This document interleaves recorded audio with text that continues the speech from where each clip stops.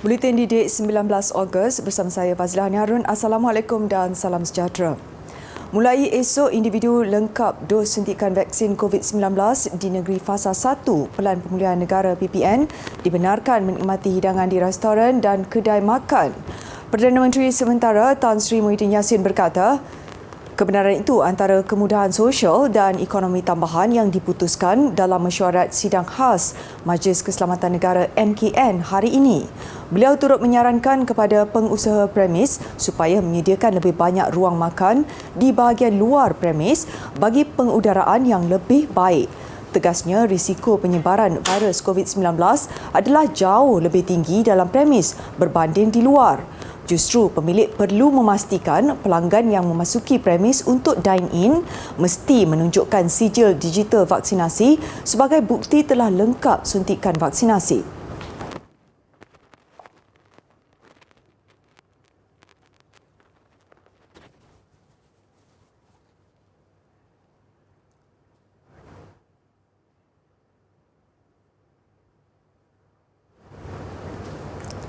Dalam perkembangan berkaitan, Malaysia berada di landasan yang tepat untuk mencapai sasaran ditetapkan bagi program imunisasi COVID-19 kebangsaan apabila 50.2% atau 11.74 juta populasi dewasa negara ini telah melengkapkan 2 dos suntikan vaksin COVID-19 setakat semalam. Jawatankuasa Khas Jaminan Akses Bekalan Vaksin COVID-19 JKJAV memaklumkan sebanyak 75.3% atau 17.62 juta orang telah menerima dos pertama. Menurut JKJAV, ini menjadikan jumlah kumulatif pemberian vaksin COVID-19 menerusi peak setakat semalam sebanyak 29,368,856 dos. Pihaknya turut mengucapkan terima kasih dan tahniah kepada semua yang terlibat selain usaha gigih selama ini perlu diteruskan. Tambah JKJAV, 54% daripada jumlah populasi keseluruhan negara mendapat dos pertama, manakala 36% melengkapkan 2 dos suntikan vaksin COVID-19. Sementara itu, vaksinasi harian mencatatkan peningkatan kepada 531,114 dos semalam berbanding 525,111 dos pada Selasa dengan 188,474 adalah dos pertama, manakala 342,640 dos kedua. Dalam pada itu, 2 hari berturut-turut kes harian COVID-19 merekodkan jumlah yang tinggi dan hari ini sebanyak 22,948 kes dilaporkan berbanding semalam 22,242 kes. Ketua Pengarah Kesihatan Tan Sri Dr. Nur Hisham Abdullah berkata, ketika ini jumlah keseluruhan kes jangkitan COVID-19 di negara ini adalah 1.5 juta. 9 negeri dan wilayah mencatatkan kes 4 angka, didahului Selangor dengan 7,175 kes jangkitan hari ini, disusuli Sabah 2,583 kes, Kedah 2,137, Pulau Pinang 1,655 dan Johor 1,526. Daerah Yan dan Kuala Muda diisytihar sebagai kawasan bencana tahap 1. Menteri Besar Muhammad Sanusi Maknur dalam satu kenyataan memaklumkan pengisytiharan itu berdasarkan arahan tetap Majlis Keselamatan Negara MKN nombor 20 susulan banjir kilat yang melanda kawasan terbabit. Sehubungan itu, semua agensi kerajaan dan badan berkanun berkaitan pengurusan operasi bencana sedang mengambil pelbagai langkah perlu bagi memastikan musibah yang melanda dapat ditangani dengan berkesan. Menurut kenyataan itu, pihak swasta dan badan-badan sukarela yang mahu membantu akan diberikan latihan mencukupi di bawah penyelarasan MKN.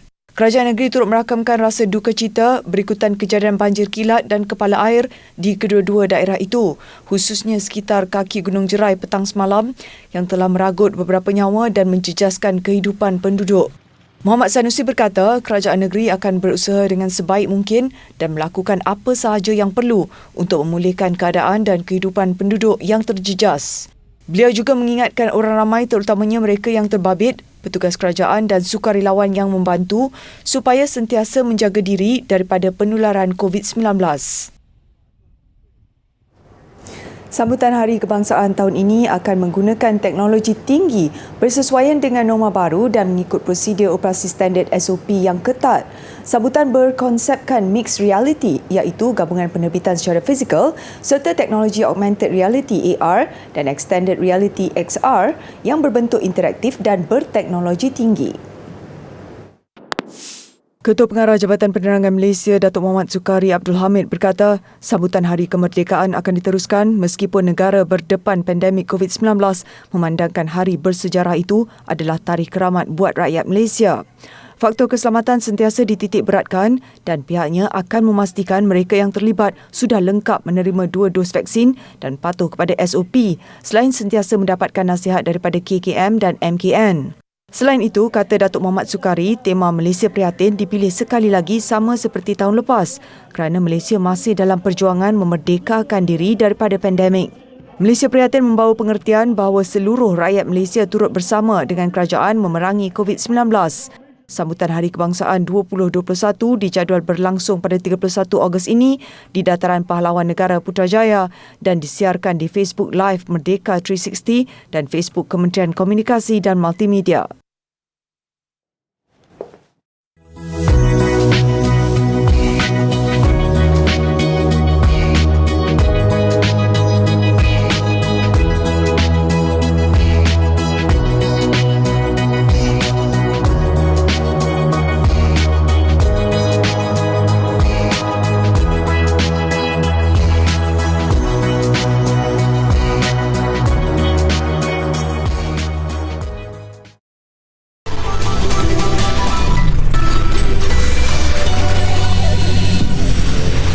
Pasukan debat Universiti Teknologi Mara UiTM dan Universiti Islam Antarabangsa Malaysia UIAM mara ke peringkat akhir pertandingan debat alam sekitar antara institusi pengajian tinggi yang akan berlangsung Sabtu ini. Pertandingan anjuran Jabatan Alam Sekitar kali ke-27 itu buat julung kalinya diadakan secara dalam talian. Pusingan pertama yang menemukan 28 pasukan dari pelbagai institusi pengajian tinggi awam berlangsung dalam 14 sidang. Pertandingan yang turut mendapat kerjasama Kementerian Pengajian Tinggi serta Dewan Bahasa dan Pustaka ini bermula 14 Ogos lalu. Pusingan separuh akhir pertama Selasa lepas menemukan pasukan UiTM selaku kerajaan menentang pasukan pembangkang dari Universiti Sains Islam Malaysia USIM. Separuh akhir kedua pula menemukan pasukan dari USM yang berperanan sebagai kerajaan menentang pasukan UIAM sebagai pembangkang. Dalam pusingan tersebut, mereka berdebat dengan usul pensijilan sistem pengurusan alam sekitar EMS MSI SO 14001 dan pensijilan kompetensi alam sekitar. Peringkat akhir pertandingan Sabtu ini boleh diikuti menerusi Facebook Live pada jam 8.30 pagi. Mempelajari bahasa ketiga pastinya lebih mudah dan seronok apabila dikaitkan dengan perkara yang diminati. Melihat kecenderungan remaja terhadap K-pop, jenis remaja membuka kelas bahasa Korea secara percuma. Seiring dengan jiwa remaja yang begitu dekat dengan budaya Korea atau K-culture, kelas bahasa Korea anjuran jenis remaja ini bermatlamat memberi pendedahan kepada bahasa ketiga ini. Dan kita juga melihat terlalu banyak trending kumpulan-kumpulan muzik daripada Korea dan mempengaruhi jiwa remaja kita tapi saya percaya budaya K-culture itu sendiri merupakan satu budaya yang banyak kelebihannya dan banyak yang kita boleh pelajari daripada negara Korea. Kelas yang dijalankan secara maya diadakan setiap Rabu jam 5 petang dan dikendalikan oleh seorang tenaga pengajar yang amat berpengalaman dan berasal dari Korea. I provided some students with the ample opportunity to have fun while studying Korean. Arrange a lesson with their outtakes material that focus on real daily situation, help students to be familiarized with their grammars, structures or vocabulary by giving simple explanation and offering fun various activities and enable to students to be communicate their true and real situation naturally. Memandangkan kelas ini mendapat sambutan menggalakkan daripada golongan remaja, tiada jumlah maksima pelajar diletakkan. Kelas ini juga dianjurkan secara percuma berbanding yuran yang mahal sekiranya belajar di luar. Selama 10 minggu menyertai kelas ini, saya rasa bahasa Korea bukanlah bahasa yang sukar. Apatah lagi dengan bimbingan tenaga pengajar yang sangat berpengalaman, menghiburkan dan rakan-rakan sekelas yang komited dan saling membantu. Saya berharap agar boleh bertutur dan menulis dengan baik dalam bahasa Korea. Selain itu juga, jika saya berkesempatan ke negara Korea, ia menjadi kelebihan untuk saya kerana boleh berinteraksi dengan baik bersama mereka. The reason I joined Korean class because to learn new languages. Learning new languages helps to stimulate our mind. I had learned a lot of vocabulary and even able to speak full sentences. Mereka yang berminat boleh mengikuti kelas bagi kumpulan kedua yang akan bermula hujung bulan hadapan.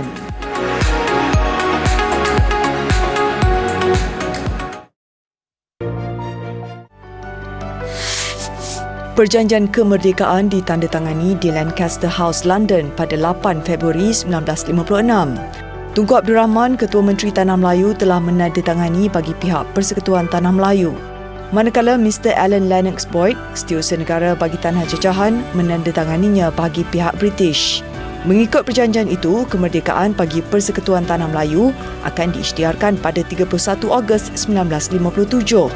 Antara lain-lain perkara yang tercatat dalam perjanjian merdeka itu, perubahan-perubahan berkaitan kementerian dan jabatan-jabatan Persekutuan Tanah Melayu, pemansuhan jawatan penasihat British, sekaligus beberapa pindaan dalam perjanjian-perjanjian negeri, perlembagaan negeri dan perjanjian persekutuan.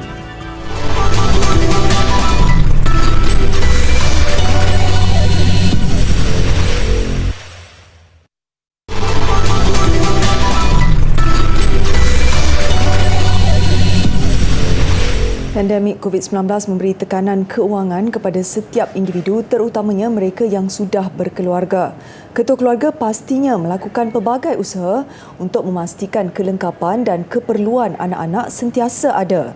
Namun ada juga anak-anak yang ringan tulang, bersedia membantu tanpa disuruh atau diminta oleh ibu bapa. Muhammad Kausar Al-Zahran Nur Sazarul Azri antara contoh murid yang sangat prihatin atas tekanan keuangan dihadapi ibunya. Anak kepada Nur Syira Abdul Jalil, juga seorang ibu tunggal yang bekerja sebagai ejen hartanah, membantu ibu dan pakciknya berniaga ayam goreng. Menurut Kausar, walaupun ibu tidak menggalakkannya membantu, untuknya pengalaman itu sebahagian daripada kemahiran yang boleh dipelajari. Tujuan saya menolong keluarga saya adalah untuk mengisi masa lapang, meringankan beban keluarga dan rasa teruja bila dapat berniaga ni. Tambah Kausar, dia tetap fokus setiap jadual pengajaran dan pembelajaran di rumah PDPR yang ditetapkan oleh guru. Selain itu, dia turut membantu adik-beradiknya untuk mengulang kaji pelajaran. Tugasan membantu keluarga juga tidak berat. Kausar hanya perlu membungkus dan memasukkan makanan ke dalam beg untuk dihantar kepada pelanggan. Sikap Kausar ini harus dipuji kerana tidak menganggap membantu keluarga sebagai bebanan.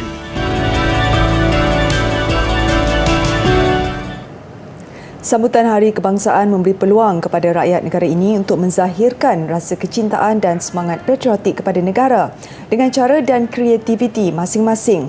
Seorang suri rumah di Gua Musang, Kelantan sanggup bersengkang mata mempelajari teknik membuat corak jalur gemilang menerusi YouTube bagi menghasilkan tart keju gergasi.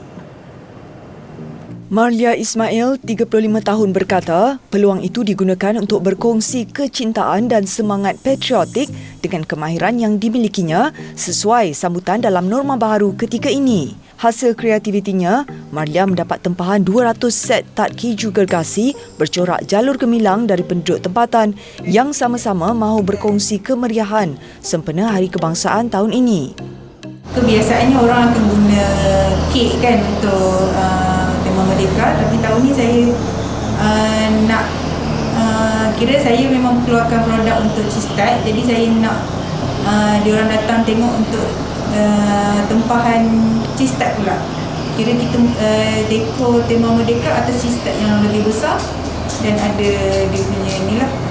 Jadi kita boleh banyak lagi kita dekor atas tu. Jelasnya, proses menyiapkan dan menghias tart keju gergasi itu mengambil masa sehingga 3 jam mengikut corak yang disukai pelanggan. Ia dijual RM65 setiap set secara tunai semasa hantar COD di sekitar Bandar Gua Musang.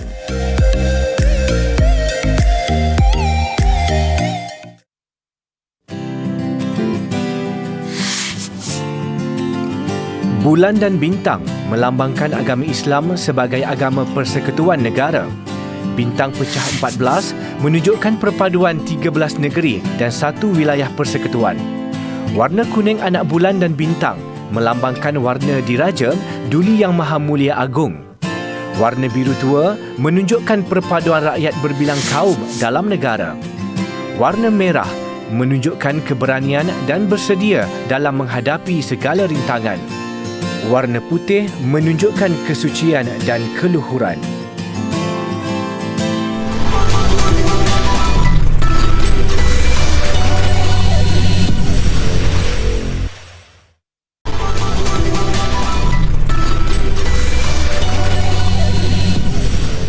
Sukan, prestasi hamba dalam pelampilan pertama di Rio 2016 menjadi penanda aras buat atlet kerusi roda negara Abu Sama Burhan yang menyasarkan pencapaian lebih baik pada penampilan keduanya di Tamasya Paralimpik Tokyo 2020. Mengakui lebih bersedia menghadapi tekanan tamasya terbesar dunia itu nanti, Abu Sama optimis dengan menyasarkan untuk sekurang-kurangnya mahu melayakkan diri sehingga pusingan ketiga. Pada edisi di Rio 5 tahun lalu, Abu Sama tersingkir seawal pusingan pertama. Beliau tewas straight set kepada pemenang pingat perak yang juga ranking 13 dunia, Alfie Hewitt dari Great Britain. Namun untuk Paralimpik Tokyo 2020, atlet berusia 36 tahun ini nekat untuk menembus kehampaan dengan sasaran peribadi yang realistik. Secara peribadi untuk bermain lebih baik daripada yang sebelum ni lah. Yang mana sebelum ni saya tergandas di pusingan pertama. So kali ni saya meletakkan sasaran secara peribadi dan juga coach juga bersetuju dengan apa yang saya katakan adalah best last top 16 lah. Sebab saya masa untuk Tokyo ni ada 64 draw, so ada 56 pemain, ada 8 draw by tu untuk seeded lah. So mungkin sampai ke third round, mungkin kalau lebih lagi itu salah satu daripada bonus lah untuk saya. Selain itu, kehadiran jentera baru menambah semangat Abu Sama untuk beraksi di Tokyo nanti. Kerusi roda yang ditempah khas dari Jepun pantas rasi dengannya apabila berjaya muncul naik juara di terbuka Turki dan layak ke separuh akhir terbuka Mega Serai April lalu. Untuk rekod, Abu Sama adalah pemenang pingat emas Sukan Para ASEAN ketika Kuala Lumpur menjadi tuan rumah pada 2017. Pencapaian besar bapa kepada seorang anak ini antaranya menjuarai terbuka Jepun 2013 dan Piala Eureka di Taiwan tahun lalu. Siri perlumbaan Formula One Grand Prix Jepun dibatalkan untuk tahun kedua berturut-turut. Ia berikutan kerumitan berterusan yang dihadapi akibat pandemik COVID-19. Dijadualkan berlangsung di Suzuka 10 Oktober ini, namun F1 memaklumkan kerajaan Jepun membatalkannya susulan situasi pandemik di negara terbabit. Keputusan dibuat selepas beberapa wilayah termasuk Tokyo sedang berada dalam situasi darurat. Sebelum ini, beberapa perlumbaan sudah dibatalkan termasuklah di Australia, China, Kanada dan Singapura. Penganjur bagaimanapun belum memutuskan bagaimana untuk mengisi kekosongan itu. MotoGP yang seharusnya berlangsung pada Oktober ini juga dibatalkan pada Jun lalu. Litar Suzuka yang akan menyambut ulang tahun ke-60 pada 2022 sudah menganjurkan 31 GP sejak 1987 dengan juara dunia ditentukan di litar terbabit dalam 11 musim. April lalu, promotor GP Jepun dan penganjur F1 mengumumkan perlumbaan akan kekal di Suzuka sehingga 2024. Beralih ke siri berbasikal La Vuelta Espana, pelumba Belgium Jasper Philipsen merangkul kemenangan peringkat keduanya musim ini selepas mengungguli peringkat kelima yang bermula dari Tarancon ke Albacete sejauh 184.4 km. Perebutan jersey terus hangat ketika saingan memasuki peringkat kelima yang menawarkan laluan landai sekaligus memberi kelebihan kepada pakar pecut pasukan masing-masing. Ia menyaksikan breakaway terhasil di awal 50 km pertama menerusi Oya Lascano, Xavier Mikel Asperen dan Pelayo Sanchez. Namun ketika perlumbaan berbaki 11 km, pelanggaran besar berlaku sehingga menyebabkan pendahulu Ren Tarame ketinggalan 2 minit 20 saat. Philipson yang mengetuai peloton selepas itu berjaya meloluskan diri untuk terpantas di garisan penamat sekaligus mengatasi Fabio Jakobsen di tempat kedua. Siri perlumbaan bersambung lewat malam ini bagi peringkat ke-6 yang menawarkan laluan berbukit sejauh 158.3 km di penamat Calera Castle. Tenis terbuka Cincinnati, bekas pemain wanita nombor 1 dunia Angelique Kerber mara ke pusingan 16 terbaik selepas wakil Jerman itu menewaskan pilihan keempat Elina Svitolina dalam pertarungan 3 set. Kerber meneruskan penguasaan di Ohio, Amerika Syarikat apabila berjaya mengatasi Svitolina dari Ukraine. Bagaimanapun, kemarahan Kerber tidak hadir dengan mudah apabila tewas set kedua 2-6 sebelum mendahului 7-5 di set pertama. Namun rekod pertembungan 9-5 memihak Kerber nyata beri kelebihan apabila dia menoktahkan kemenangan set ketiga 6-4 dalam tempoh keseluruhan 129 minit. Untuk rekod, juara Grand Slam 3 kali ini memenangi 12 daripada 13 perlawanan setakat ini.